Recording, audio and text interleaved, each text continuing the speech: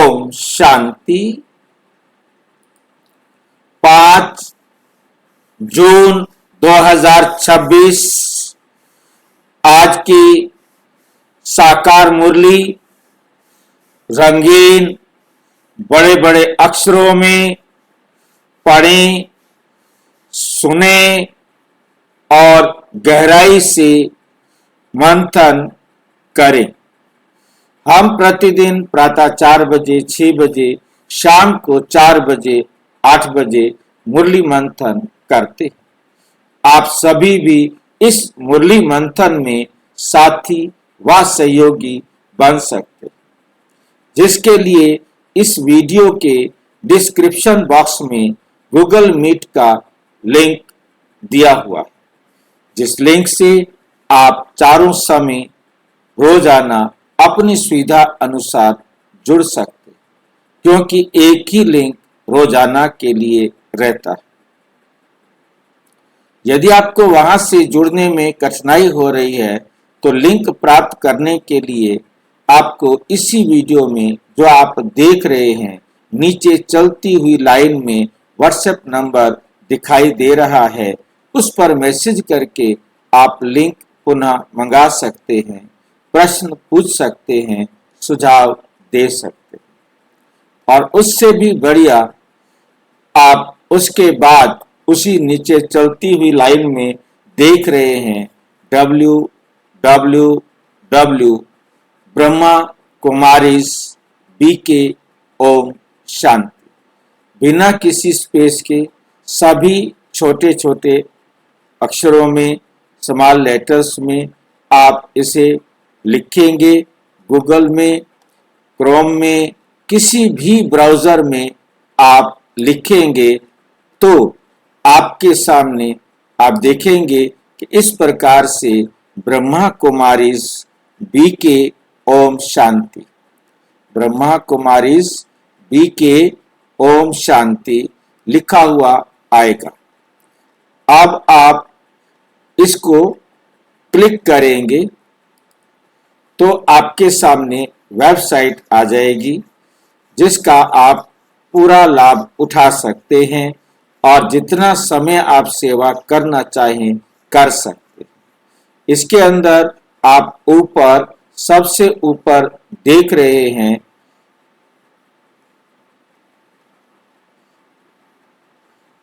मुरली, आज की मुरली, दोनों जो ऊपर लाइनें दिखाई दे रही हैं वो आज का YouTube का, दोनों YouTube चैनल अलग अलग हैं, परंतु दोनों में BK doctor Surendra Sharma common है। आप दोनों में से किसी में भी जाएंगे उस समय उसमें अब तक की सभी डली हुई वीडियोस आपको दिखाई देंगी। आप ये मुरली भी देख रहे हैं, जो आज की मुरली है वो भी इसमें डली हुई है। और जिस समय इसको आप ओपन करेंगे उस समय तक जितनी भी मुरलियां डल चुकी हैं वो आपको दोनों ही चैनल पर दिखाई देंगी। इसके बाद आप मुरली सिर्फ देखना चाहते हैं तो आप मुरली को क्लिक करेंगे, उसकी PDF, HTML और ऑडियो सभी आपको मिलती है। और आगे जैसे आप अभी भी 8 तारीख तक की मुरलियों को पढ़ सकते हो, सुन सकते हो, आगे की एक ही क्लिक में आपको मिलती है। और इसके साथ आप यदि आज के मुरली का प्रश्न उत्तर पर अपना रिवीजन करना चाहते हैं तो आप इसे क्लिक करेंगे तो आपके सामने आज की मुरलियों का प्रश्न उत्तर आएगा, जिससे आप अपनी मुरली रिवाइज कर सकते हैं। ये दिन में किसी भी टाइम, कभी भी और कितनी बार इसको करना चाहें कर सकते हैं। इसके साथ आप मुरली में जुड़ना चाहते हैं तो ये दिया हुआ है लाइव मुरली मंथन। जुड़ने के लिए आप यहाँ आप क्लिक करेंगे और क्लिक करते ही आप जुड़ने के लिए तैयार हो जाते हैं। Getting ready, ready to join. आप अब ज्वाइन कर सकते हैं। टाइम लिखा हुआ है, टाइम के अनुसार जिस समय भी आपके पास सुविधा हो जुड़ सकते हैं। इसके बाद आपको ये सारे 5000 से अधिक वीडियोस जो है ना बन चुके हैं जो आपके सामने डले हुए हैं, जिसमें राजयोग कोर्स के हैं, त्योहारों से संबंधित हैं और जो भाई बहनों के द्वारा पूछे गए प्रश्नों के उत्तर हैं। आप एक एक प्ले लिस्ट को खोलेंगे और उसमें जिस प्रकार के भी वीडियोस आप देखना चाहें देख सकते हैं। और सबसे बड़ी विशेषता ये है इसके अंदर कि आपको हर प्रश्न के नीचे जैसे हम इन्हें राजयोग कोर्स को खोला तो राजयोग कोर्स के अंदर आपको 2 प्रकार का कोर्स दिखाई दे रहा है। स्वयं ईश्वर सिखाते हैं राजयोग, आप इसको क्लिक करेंगे। आप इसके नीचे वीडियो के साथ साथ जैसे दिया है आपने आनंद में अवशोषण योग क्यों, अब आपने एक को क्लिक किया तो आपके सामने उसकी वीडियो तो आएगी, परंतु उस वीडियो के नीचे आपको उसका मतलब जो है ना लिखित में भी नीचे मिलता है। उसके प्रश्न उत्तर भी आपको मिलते हैं जिनको आप वहां से कॉपी पेस्ट करके भेज सकते हैं। ये छोटे छोटे प्रश्न उत्तर दिए गए हैं। योग करना क्यों जरूरी है, क्या केवल अच्छे कर्म और नैतिकता से शांति नहीं मिल सकती, तो आप इस प्रकार के एक प्रश्न को कॉपी करें और व्हाट्सएप में भेज दें। फिर तो कुछ देर बाद दूसरा कॉपी करें फिर भेज दें। कॉपी करने के बाद यहाँ से कॉपी कर सकते हैं, आप भेज सकते हैं। जितने भी प्रश्न उत्तर दिए हुए हैं जो अपने भाई बहनों के पास जाएंगे और वो जो है ना उसका लाभ उठाएंगे, तो उससे उनको बहुत फायदा होगा। और आप टेक्स्ट पूरा कॉपी करके भेज सकते हैं, वीडियो भेज सकते हैं, जो कुछ भी भेजना हो आप भेज करके जिन आत्माओं का भाग्य आपके द्वारा बनना है उनको जगा सकते हो, उनका भाग्य बना सकते हो और अपना समय जो भी आपके पास सेवा के लिए बचता है उसको मीडिया की सेवा में आप लगा सकते हैं। क्योंकि ये मीडिया की सेवा बहुत बड़ी सेवा है जिससे हम पूरे विश्व की आत्माओं को मैसेज दे सकते हैं। यही एक बहुत फास्ट है इस समय। तो इस प्रकार जो भी सेवा में अपना भाग्य बनाना चाहें उसको बना सकते हैं। अच्छा, आज की साकार मुरली का सार। मीठा मीठा बाबा कहते मीठे बच्चे, बाप के साथ साथ तभी चल सकेंगे जब इस पुरानी दुनिया से बेहद का वैराग्य हो। बाप के साथ साथ तब चल सकेंगे जब इस पुरानी दुनिया से बेहद का वैराग्य होगा। कंप्लीट वैराग्य, बेहद माना संपूर्ण वैराग्य।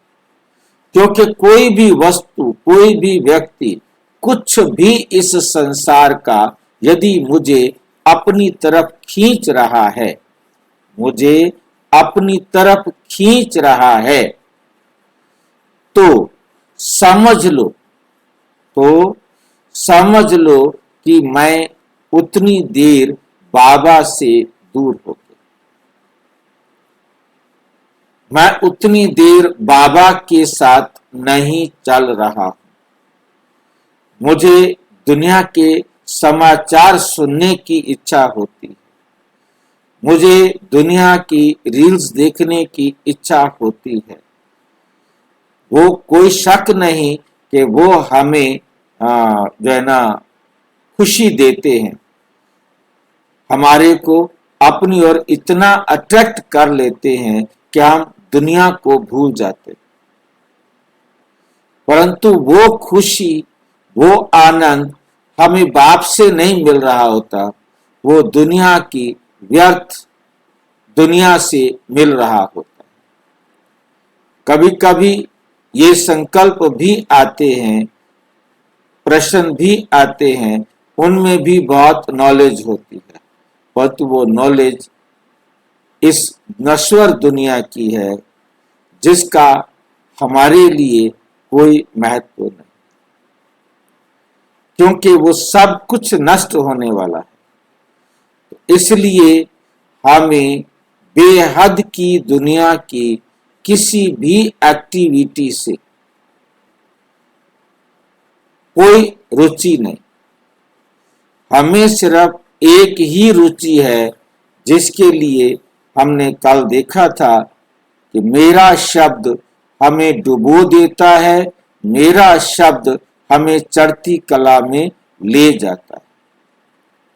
जो मेरा होता है उससे प्यार होता है, जो मेरा होता है वही हमें ऊपर भी चढ़ाता है, वही हमें नीचे भी गिराता है। तो जो ऊपर चढ़ाने वाला है और जो गिराने वाला है, उसकी हमें पूरी पहचान होनी चाहिए।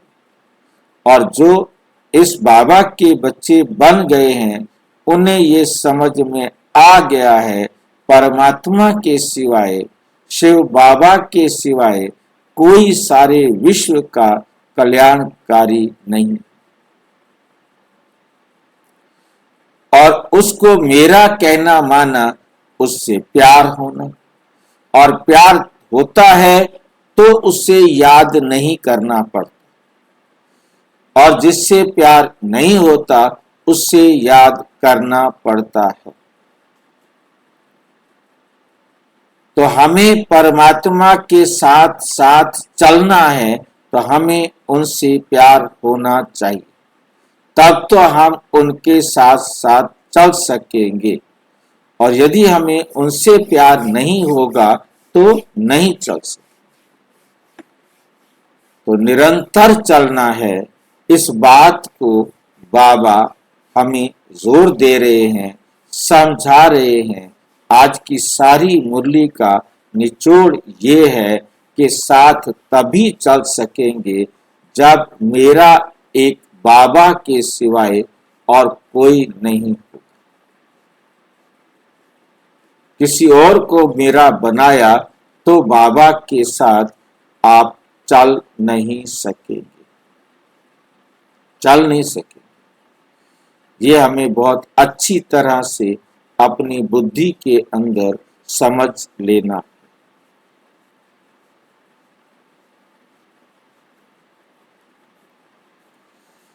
प्रश्न: भगवान समर्थ होते हुए भी उसके रचे हुए यज्ञ में विघ्न क्यों पड़ते? परमात्मा समर्थ है, सर्वशक्तिवान है, सर्वशक्तिवान है। फिर भी उसके अपने रचे हुए यज्ञ में विघ्न क्यों पड़ते? उसके कार्य में जो सारे संसार की आत्माओं को संदेश देना है, उसका कार्य है। फिर उसके कार्य में तो कम से कम विघ्न नहीं पड़ने चाहिए। और किसी धर्म में पड़ जाए विघ्न, परंतु परम आत्मा सर्वोच्च, उसके भी यज्ञ में, उसके द्वारा रचे हुए यज्ञ में विघ्न क्यों पड़ते? क्योंकि रावण भगवान से भी तीखा है। यह शब्द भगवान प्रयोग किया है। रावण और भगवान, शिव बाबा नहीं कहा, परमात्मा नहीं कहा। भगवान शब्द जो पांचों तत्वों को कंट्रोल कर सकता है उसे कहा जाता है। जो कर सकता नहीं, करता है। सकने में आत्माएं आती हैं, परमात्मा सकने में नहीं आता। क्यों, कोई बताएगा? कि परमात्मा के लिए हम ये प्रयोग नहीं कर सकते कि वो पांचों तत्वों को अपने नियंत्रण में कर सकता है। बाकी सब जीव आत्माओं के लिए कर सकता है शब्द आएगा, परंतु परमात्मा के लिए केवल परमात्मा पांचों तत्वों को नियंत्रण करता है। वो हमेशा नियंत्रण करता है। कभी ऐसा नहीं हो सकता कि पांचों तत्व उसके नियंत्रण में कोई भी तत्व थोड़ा सा भी कम। वो सदा उसके कंट्रोल में ही रहते हैं, उसके कंट्रोल में ही काम करते हैं। पांचों तत्व परमात्मा के सदा कंट्रोल में रहते।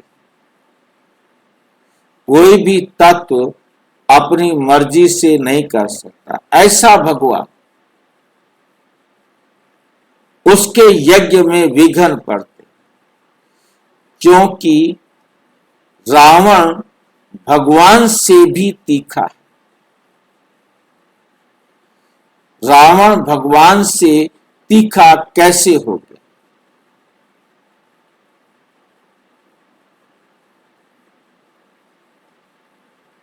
फिर तो रावण बड़ा हो गया, जबकि हम ये जानते हैं कि रावण अभाव का पूरक है। रावण अभाव का पूरक है, माया का पूरक है। इसलिए रावण से पहले माया, माया रावण, पहले अभाव आता है। उस जगह को फिलअप करने के लिए रावण आता है। जब तक अभाव नहीं होगा तब तक रावण नहीं आ सकता।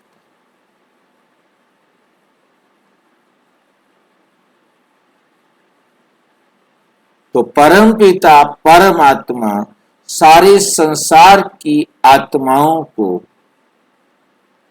ज्ञान देते हैं। जितना वो अपने आप को ज्ञान से भरते हैं, उतना उनके जीवन से अभाव कम होता है, और जितना अभाव रह जाता है उतना रावण उनमें रह जाता है। रावण कोई आत्मा नहीं, रावण कोई शक्ति नहीं, परंतु वो है केवल और केवल परमात्म ज्ञान का अभाव, परमात्म गुणों और शक्तियों का अभाव। तो ये ऑटोमेटिक परमात्मा में तो नहीं आता, परंतु जो भी आत्मा इस संसार में पार्ट बजाने के लिए आती है, तो उसमें धीरे धीरे ये अंतर आना शुरू हो जाता है।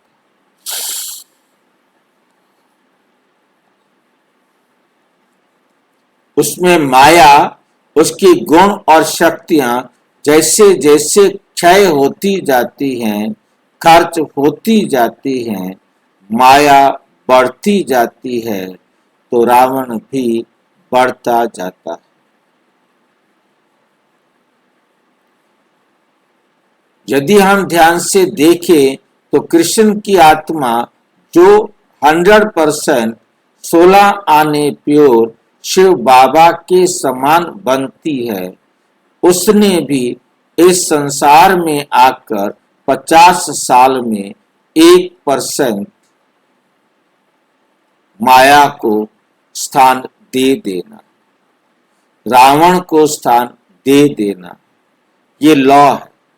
हर आत्मा 50,000 साल के अंदर 1% रावण को बढ़ाती जाती है, हर 50,000 साल बाद। भाई सब तो फिक्स है। हाँ जी, सब तो फिक्स कर रखा है भाई। हाँ, तो ये बढ़ना ही ऑटोमेटिक उसकी शक्ति का प्रतीक है। जितनी आत्माएं लेट होती जाती हैं, जितना समय बीतता जाता है, ऑटोमेटिक सारी आत्माएं उसके वशीभूत होती। परमात्मा केवल 100 वर्ष के लिए आकर पढ़ाते हैं, हम सबको पतित से पावन बनने की विधि सिखाते हैं, परंतु रावण तो पहले दिन से इस संसार में आते ही अपनी जगह बनाना शुरू कर देता।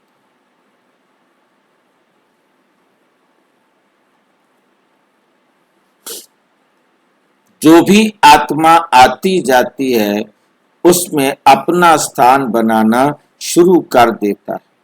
जो आत्मा आई ही 50% पवित्र है तो उसमें तो रावण 50% पहले से ही साथ में आया, क्योंकि उसने पिछले कल्प में अपने जीवन से रावण को 100% निकाला नहीं,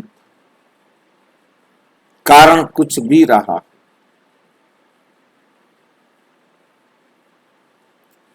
तो जरूर जब उसका राज्य छीना जाएगा, अब वो राज्य कर रही है, रावण का राज्य चल रहा है, जब उसका राज्य छीना जाएगा तो वह विघ्न डालेगा ही। शुरू से लेकर ड्रामा अनुसार इस यज्ञ में विघ्न पड़ते ही आए हैं, पड़ने ही हैं।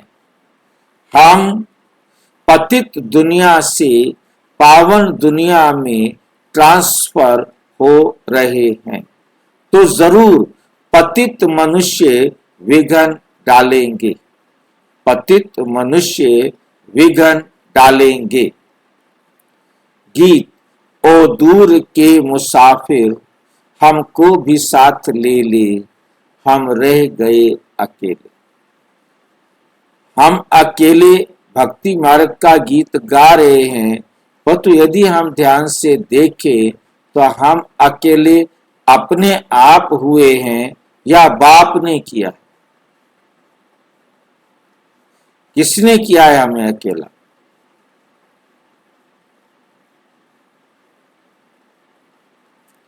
हम परम धाम में बाप को छोड़कर आ गए,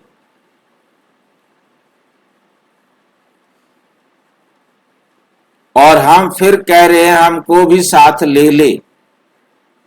परमात्मा ने हमें आकर अपना परिचय दिया, अपनी अंगुली बढ़ाई, अब पकड़ करके तो हमने चलना है। परमात्मा का नियम है, वो किसी को पकड़ता नहीं।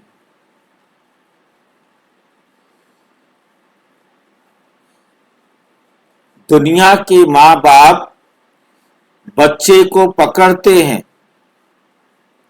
परंतु शिव बाबा ऐसा बाप है जो बच्चों को बिल्कुल नहीं पकड़ता, उंगली देता है, पकड़ना है तो तुम पकड़ो, नहीं पकड़ना तो मत पकड़ो। कोई डांट नहीं लगाता, डंडा नहीं लगाता, जुर्माना नहीं लगाता।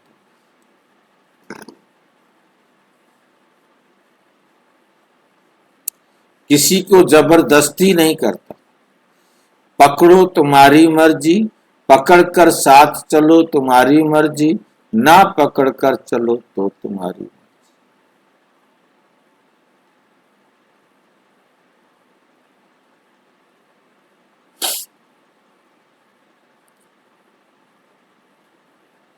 मीठे मीठे रूहानी बच्चों ने गीत की लाइन सुनी, जैसे वेद शास्त्र आदि भक्ति मार्ग का रास्ता बताते हैं, वैसे गीत भी थोड़ा रास्ता बताते हैं।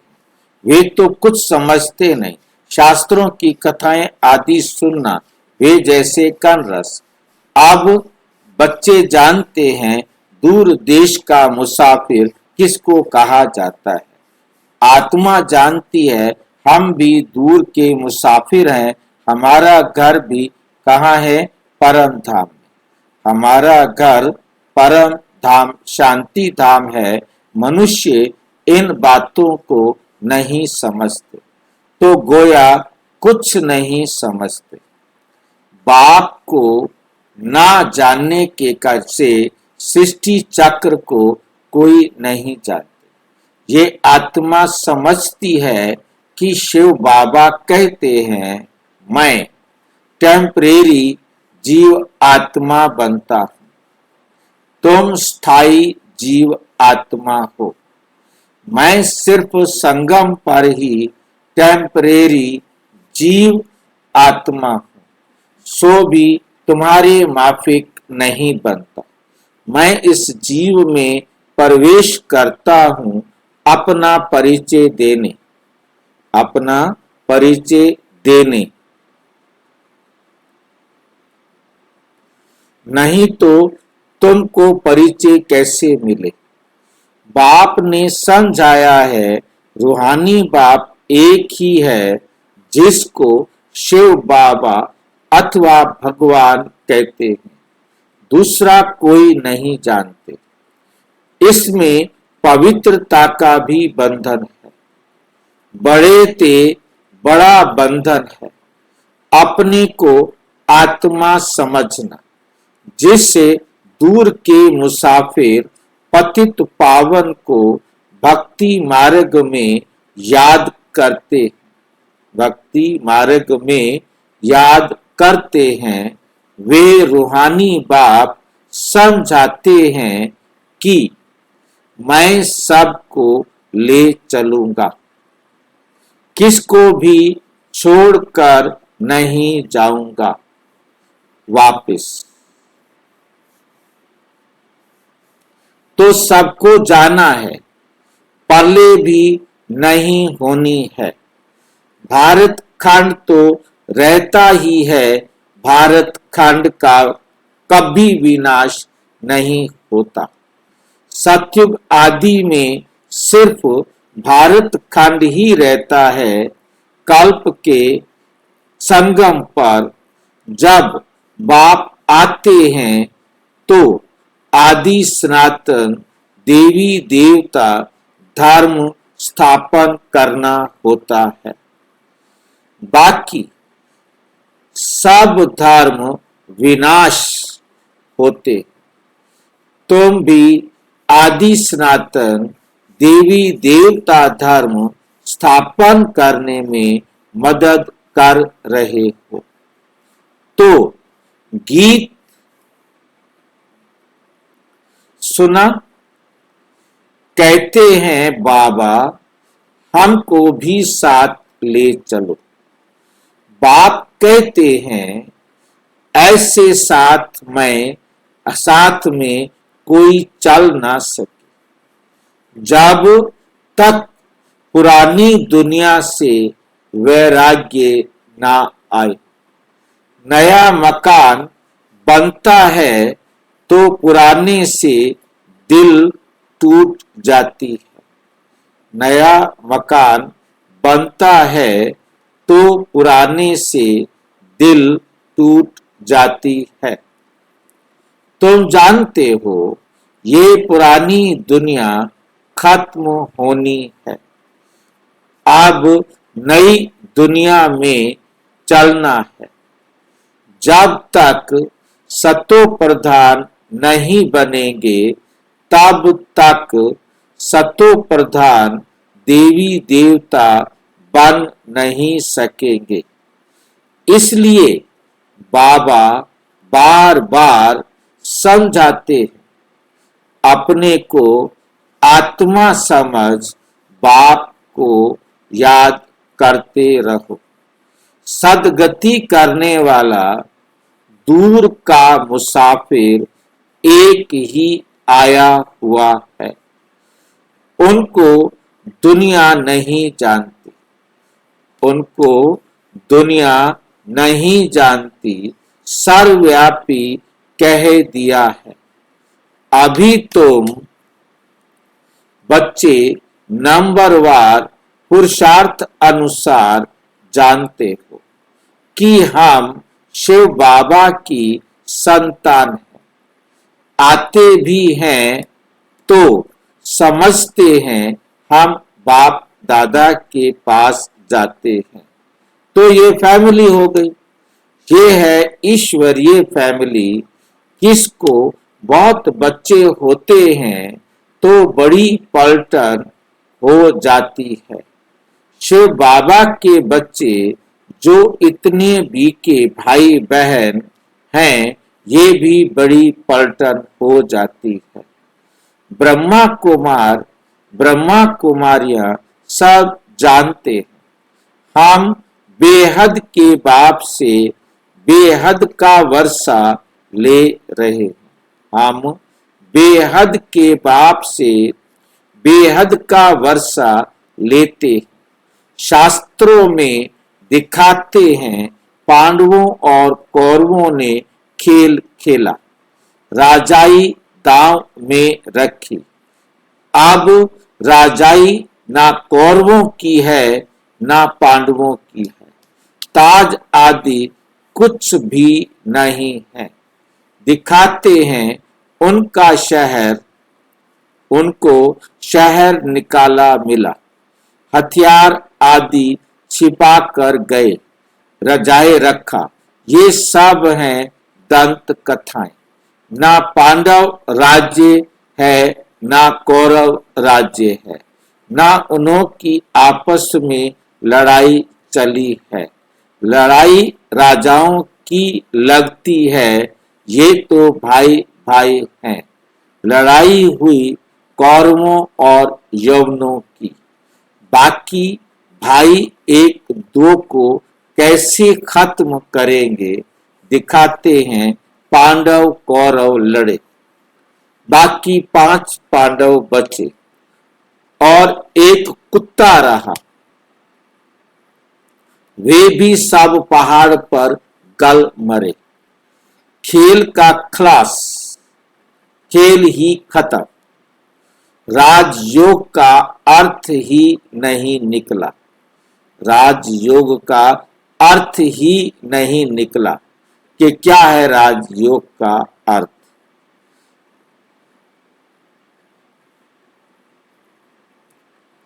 अब तुम बच्चे जानते हो, बाप कल्प कल्प आकर एक धर्म की स्थापना करते हैं, बुलाते भी हैं, हे पतित पावन आओ, आकर पतित से पावन बनाओ। सतयुग में सूर्यवंशी राजधानी ही होती है। ब्रह्मा विष्णु पुरी, ब्रह्मा द्वारा विष्णुपुरी की स्थापना हो रही है। ब्रह्मा द्वारा शिव बाबा विष्णुपुरी की स्थापना कर रहे। विष्णुपुरी कहाँ होती है भाई?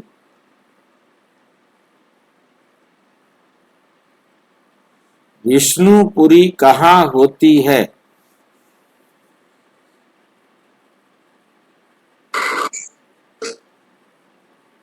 हाँ, सतयुग में होती है ना बहन? विष्णुपुरी सतयुग में होती है। भाई जी संगम पर होती है। कहाँ दिखाया है संगम पर होती है? कहाँ दिखाया है सतयुग में होती है या संगम पर होती है? भाई जी हमारा लक्ष्य होता है विष्णु बनना। लक्ष्य तो होता है, पर तो कहीं दिखाया गया है, कभी दिखाया है?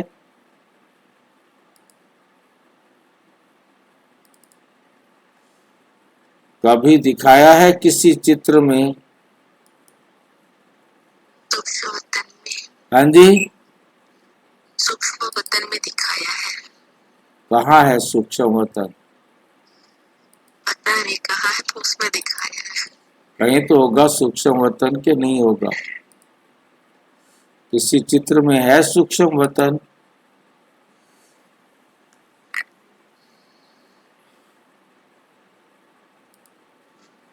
भाई जी झाग के चित्र में भी दिखाया है और सीढ़ी के चित्र में भी दिखाया है। दोनों चित्रों में सूक्ष्म वतन नहीं दिखाया। ना झाड़ के चित्र में सूक्ष्म वतन है ना सीढ़ी के चित्र में सूक्ष्म वतन है। विष्णुपुरी की बात कर रहा हूँ।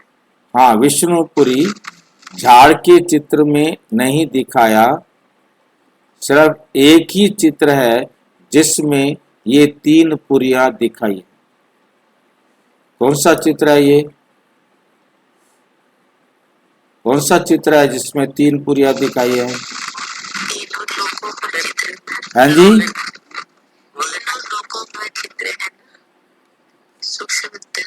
ये है 3 लोक का चित्र जिसमें दिखाया है परम पिता परम आत्मा शिव, वो है सबसे ऊपर परम धाम, और बीच में ये है सूक्ष्म लोक जहाँ है ब्रह्मापुरी, विष्णुपुरी और शंकरपुरी, और नीचे फिर है ये पृथ्वी जहाँ हम आत्माएं कर्म क्षेत्र पर आकर पार्ट बजाते।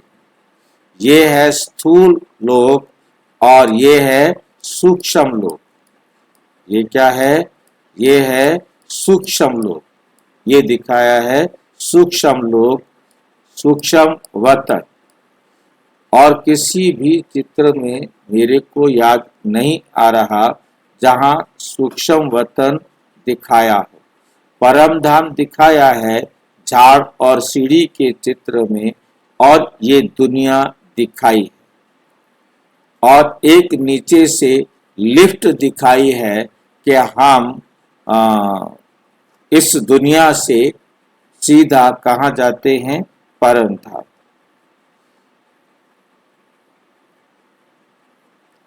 ये ब्रह्मापुरी, विष्णुपुरी ये संगम पर ही होते हैं। ब्रह्मापुरी से विष्णुपुरी बनाने का कार्य शिव बाबा ब्रह्मा के द्वारा कर रहे। इसलिए सभी बच्चों को विष्णु चतुर्भुज बनने का लक्ष्य दिया। वो हमको संगम पर ही बनना है, क्योंकि ये 3 कर्तव्य परम पिता परम आत्मा के हैं, और तीनों कर्तव्यों को परम आत्मा इसी संगम के समय पर आकर करते हैं। भाई, हाँ जी, इसका जो ऑर्डर है ब्रह्मापुरी, विष्णुपुरी, शंकरपुरी, शंकरपुरी सबसे ऊपर दिखाया है। वो भक्ति मार्ग के हिसाब से बाबा की बात बैठे सब। हाँ, वो उसी ये चित्र। हाँ जी, ज्ञान के हिसाब से तो नहीं। नहीं, बिल्कुल ज्ञान के हिसाब से तो तीनों है ही नहीं। ये तीनों पुरिया ही नहीं है। ये तीनों ब्रह्मा विष्णु शंकर कोई है ही नहीं, और ये तीनों पुरिया नहीं, ये तीनों पुरिया भी नहीं है। ये 3 कर्तव्य। हाँ जी, बिल्कुल बिल्कुल। पहले स्थापना, फिर विनाश, फिर पालना। परंतु किसका विनाश और किसकी पालना ये जरूर बताना होगा, क्योंकि परमात्मा आकर स्थापना का कार्य करते हैं तो देवी गुणों की स्थापना शुरू करते हैं, तो आसुरी संस्कारों का विनाश होता है, और फिर जो देवी संस्कार हैं उनकी पालना होती है, बाकी ना कि संसार की। संसार तो ड्रामा में हम बनाते हैं, अपने लिए स्वर्ग बनाते हैं, उसको मेंटेन करते हैं और वापस आकर उसको एंजॉय करते हैं।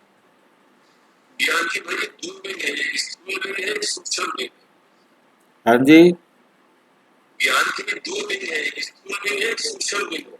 हाँ, किसी चीज को देखिए, स्थूल में भी लेते हैं और सूक्ष्म में भी लेते हैं। बिल्कुल। सूक्ष्म में माने अलग है, स्थूल में माने अलग।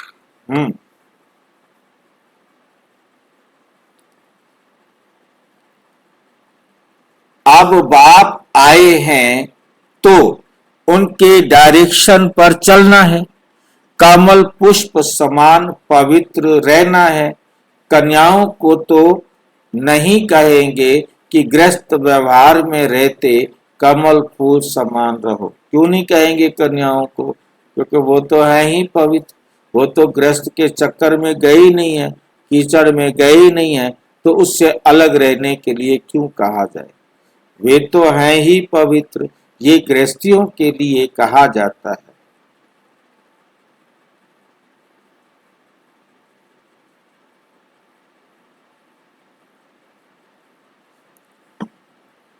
कुमार और कुमारियों को तो शादी करनी ही नहीं चाहिए, नहीं तो वे भी गृहस्थी हो पड़ेंगे। कुछ गंधर्वी विवाह का नाम भी है। कन्या को मार पड़ती है तो लाचारी हालत में गंधर्वी विवाह कराया जाता है। वास्तव में मार भी सहन करनी चाहिए, क्योंकि मार कितनी लगेगी? जितनी मैंने मारा है, चाहे वो मेरा बाप है, मुझे मार रहा है, कितना मारेगा? जितना मैंने मारा है, तो उस मार को सहन करो चुपचाप, खत्म बात। अपोज करने की जरूरत ही नहीं है, दुखी होने की जरूरत ही नहीं है।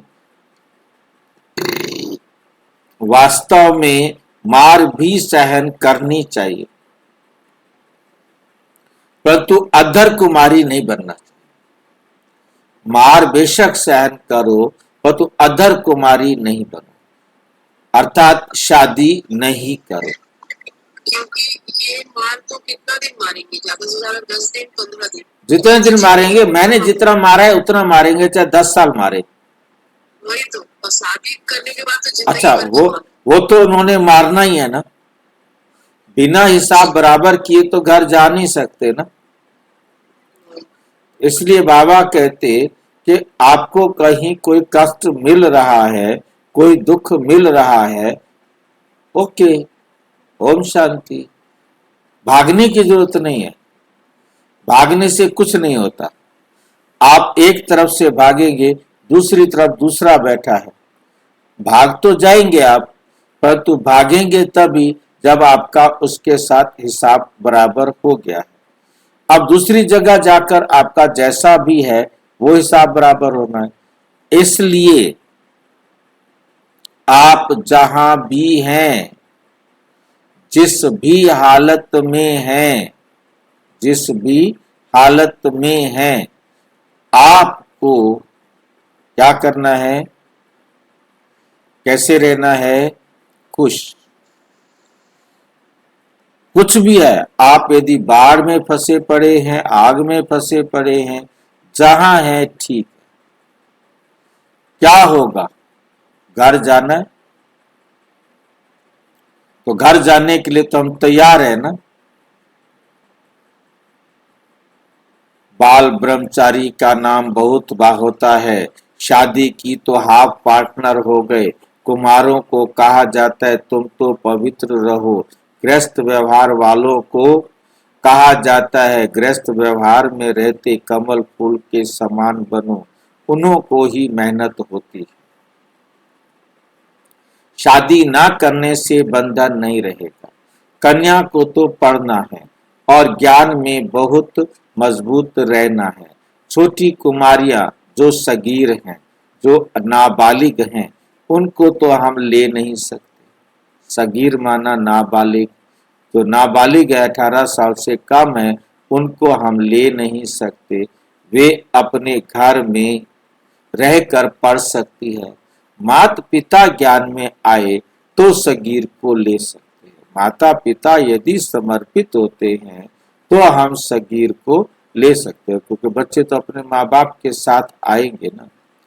ये तो सकूल है, घर का घर है। और सत्संगों में सत माना एक बाप, सत माना एक बाप, एक बाप ही सत है, उसका संग ही सत्संग है। बाकी तो दुनिया में जितने भी हैं वो सारे झूठ संग है। तो इसलिए कहते हो है ओ दूर के मुसाफिर। आत्मा गोरी बनती है, बाप कहते हैं मैं मुसाफिर सदा गोरा। मैं अपने गुण और शक्तियों को कभी क्षय नहीं करता। अब तुम भी अपने गुण और शक्तियों को फिर से संपन्न बनाओ, दो गोरे बनो। तो और कोई ऐसा मुसाफिर है नहीं। बाप समझाते हैं, मैं आया हूं रावण राज्य में, ये शरीर भी पराया है। तुम्हारी आत्मा कहेगी ये हमारा शरीर है। बाबा कहेंगे ये हमारा शरीर नहीं है, ये इनका शरीर है। ये पतित शरीर हमारा नहीं है। आते ही हैं इनके बहुत जन्मों के अंत के जन्म में। जो नंबर वार पावन था वही नंबर लास्ट अर्थात अंत में विकारी बनते हैं। पहला नंबर 16 कला संपूर्ण था, अब कोई कला नहीं रही। पतित तो सब हैं ही। तो बाप दूर देश का मुसाफिर हुआ ना, तुम आत्माएं भी मुसाफिर हो। यहाँ आकर पाठ बजाती हो। तुम आत्माएं भी उसी जगह से, उसी परम धाम से आई हो और यहाँ आकर पाठ बजाते हो। इस सृष्टि चक्र को कोई भी नहीं जानते, भल कोई कितना भी शास्त्र आदि पढ़ा हो, परंतु ये ज्ञान कोई नहीं जानता। परंतु यह ज्ञान कोई भी नहीं जानता, नहीं दे सकता। बाप समझाते हैं, मैं इस तन में प्रवेश कर इन आत्माओं को ज्ञान देता हूँ।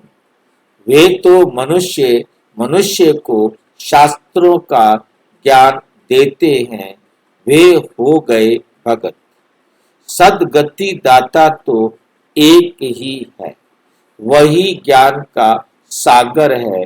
उनको ना जानने कारण देह अभिमान आ जाता है। वह कोई ये तो समझता नहीं कि अपने को आत्मा निश्चय करो। आत्मा पढ़ती है, ये कोई समझाते नहीं, ये कोई समझाते नहीं है, क्योंकि देह अभिमान है। अभी दूर का मुसाफिर तो शिव बाबा को ही कहेंगे। तुम जानते हो हम 84 जन्म का चक्कर लगा चुके हैं। बाप कहते हैं 5000 वर्ष पहले भी समझाया था कि बच्चे तुम अपने जन्मों को नहीं जानते। बच्चे तुम अपने जन्मों को नहीं जानते।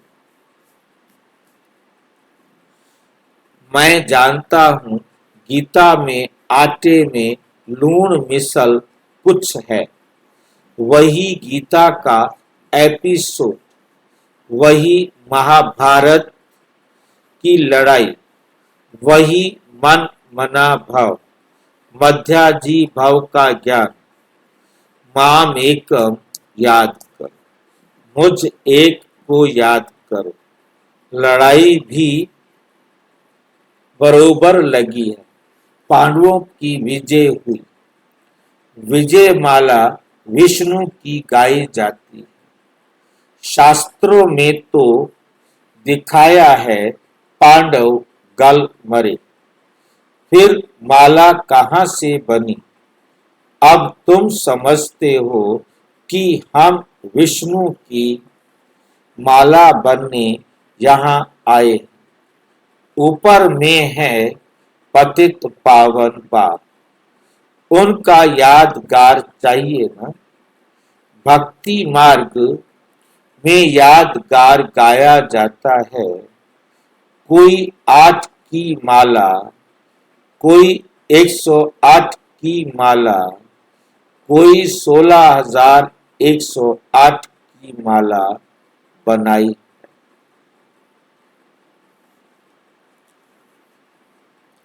गाते हैं चढ़ती कला, तेरे बाणे सर्व का भला। अभी तुम जानते हो हमारी चढ़ती कला है, हम चले जाएंगे अपने सुख धाम, फिर वहां से नीचे कैसे उतरते हैं, 84 जन्म कैसे लेते हैं। ये सारा ज्ञान तुम्हारी बुद्धि में है, ये ज्ञान भूलना नहीं चाहिए। हमारे सब दुख दूर करने, श्राप मिटाए, सुख का वर्षा देने बाप आया है। रावण के श्राप से सबको सुख दुख होता है, सबको क्या होता है, दुख होता है। तो अब बाप को और वर्षे को याद करना है। तुम जानते हो सूर्यवंशियों ने भारत में राज्य किया, भारत में ही शिव बाबा आते हैं, भारत ही स्वर्ग था। ये घड़ी घड़ी बुद्धि में याद करना पड़े, यह घड़ी घड़ी बुद्धि में याद करना पड़े। जिसने 84 का चक्र नहीं खाया, वे ना धारणा करेंगे ना कराएंगे। उसके लिए समझा जाएगा कि इसने 84 जन्म नहीं लिए हैं, ये देरी से आते हैं, स्वर्ग में नहीं आते हैं। पहले पहले जाना तो अच्छा है ना, नए मकान में पहले खुद रहते हैं, फिर किराए पर चढ़ाते हैं, तो वह फिर सेकंड हैंड हुआ ना। सतयुग है नई दुनिया, त्रेता सेकंड हैंड कहेंगे।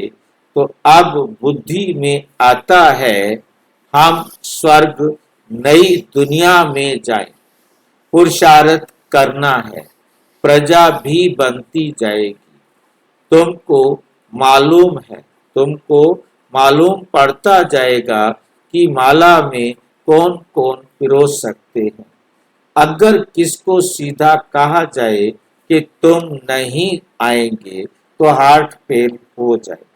इसलिए कहा जाता है कि पुरुषार्थ करो, अपनी जांच करो कि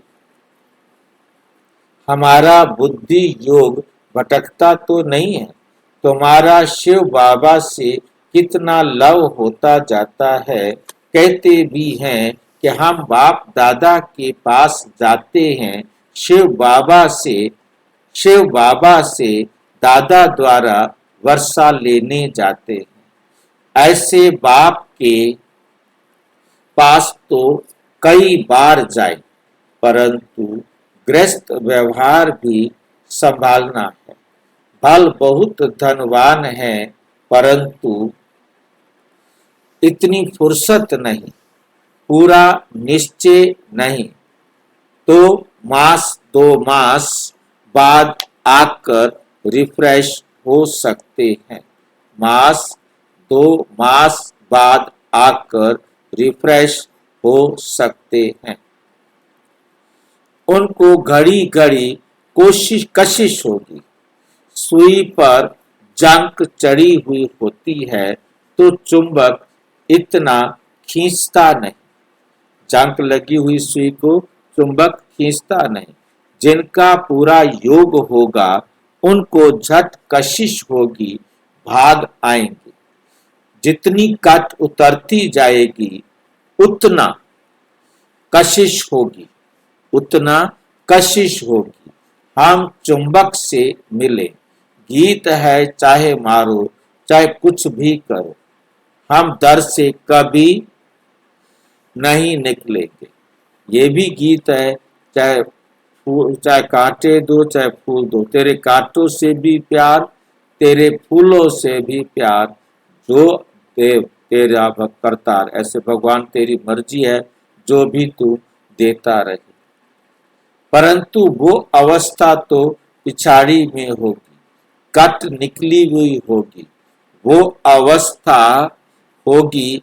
बाप कहते हैं, हे आत्माएं मन मना भाव रहो, भल अपने गृहस्थ व्यवहार में ऐसे नहीं कि यहाँ भाग कर आए बैठ जाना है। सागर पास बादलों को आना है, रिफ्रेश होने, फिर सर्विस पर जाना है। बंधन जब खलास हो तो सर्विस पर जा सके। माँ बाप को अपने बच्चों को संभालना है, बाप की याद में रहना है, पवित्र बनना है।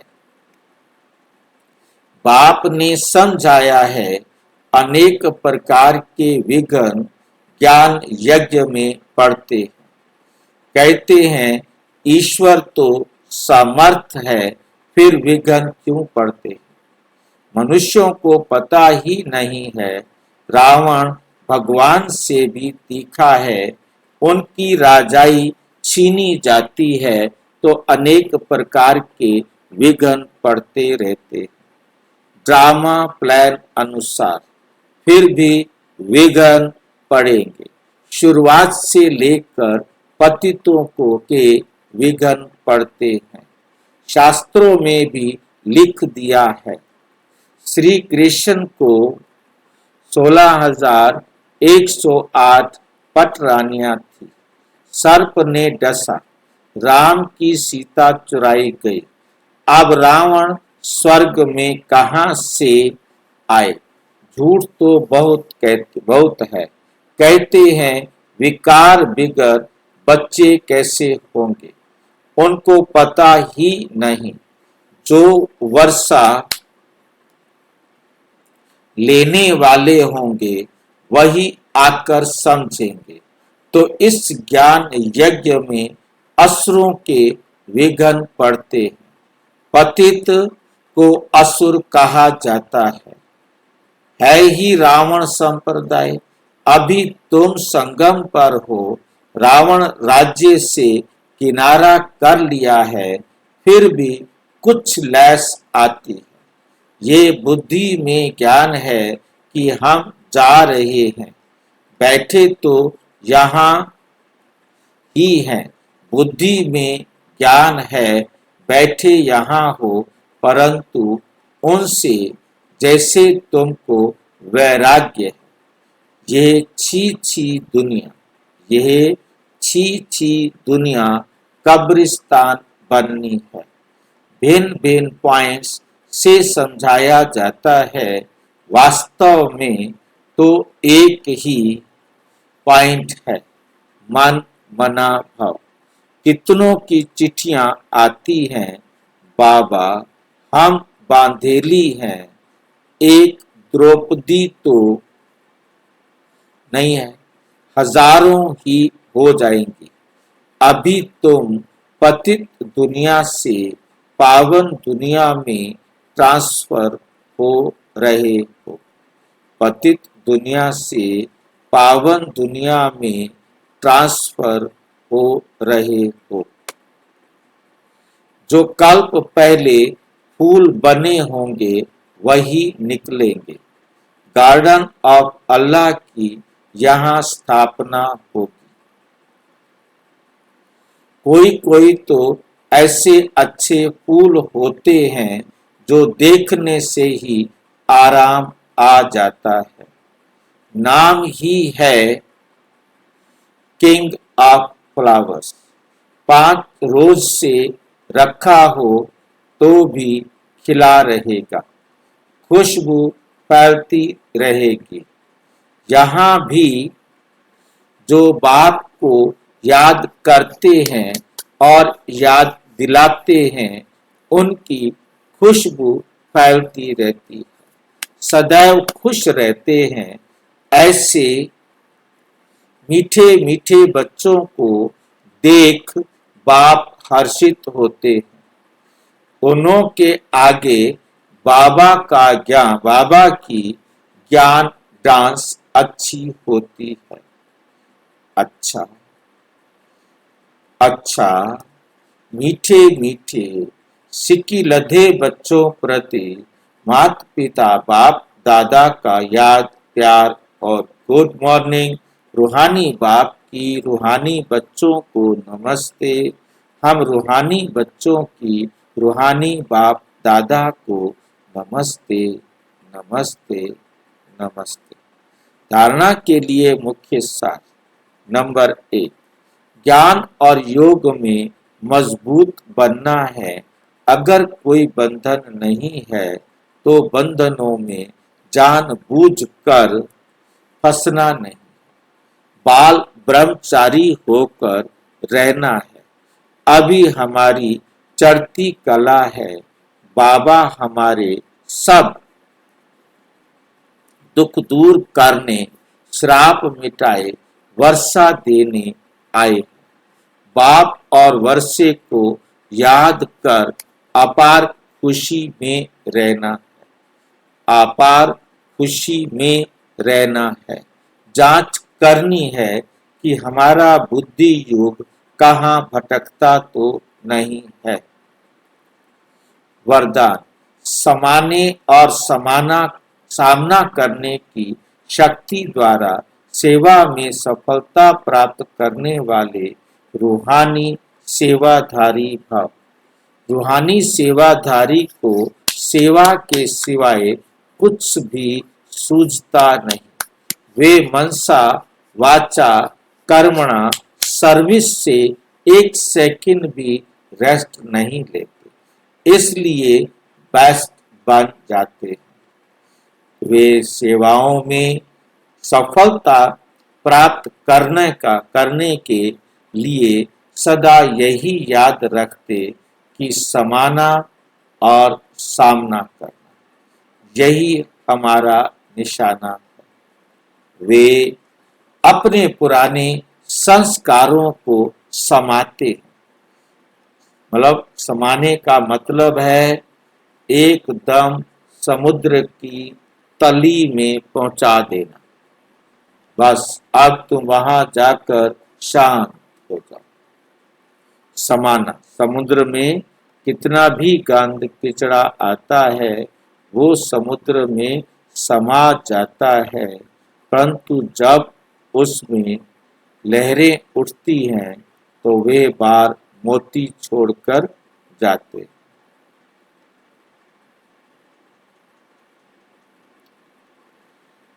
अपने पुराने संस्कारों को समाते और समाना माया से करते, ना कि देवी परिवार से। ऐसे बच्चे जो नॉलेजफुल के साथ साथ पावरफुल भी हैं, उन्हें ही कहा जाता है रूहानी सेवाधारी। स्लोगन। छोटी बात को बड़ा नहीं करो, वातावरण को शक्तिशाली बनाओ। वातावरण को शक्तिशाली बनाओ। ये अव्यक्त इशारे सदा हर्षित रहने के लिए अपनी नेचर को सरल बनाओ, सहनशील बनो। दुनिया में लोग जिंदा होते भी ना उम्मीदी की चिता पर बैठे हुए हैं। ऐसी आत्माओं को मर जीवा बनाओ। नए जीवन का दान दो। अपने खुश नसीब हर्षित मुख चेहरे द्वारा उन्हें मानव जीवन में जीना सिखाओ। आपको देखकर उनमें हिम्मत, उमंग, उत्साह आ जाए। इसके लिए अपनी नेचर को सरल बनाओ और सदा कमल समान स्थिति के आसन पर डबल लाइट स्थिति में स्थित रहो। डबल लाइट स्थिति में स्थित रहो। अच्छा, ओम शांति। और विस्तार से जानने के लिए प्रजापिता ब्रह्मा कुमारी ईश्वरीय विश्वविद्यालय के किसी भी सेवा केंद्र पर संपर्क करें और यदि कोई प्रश्न है तो 9213106986 पर केवल अराटाई या टेलीग्राम करें 9650692270 पर केवल व्हाट्सएप करें, फोन नहीं। ओम शांति।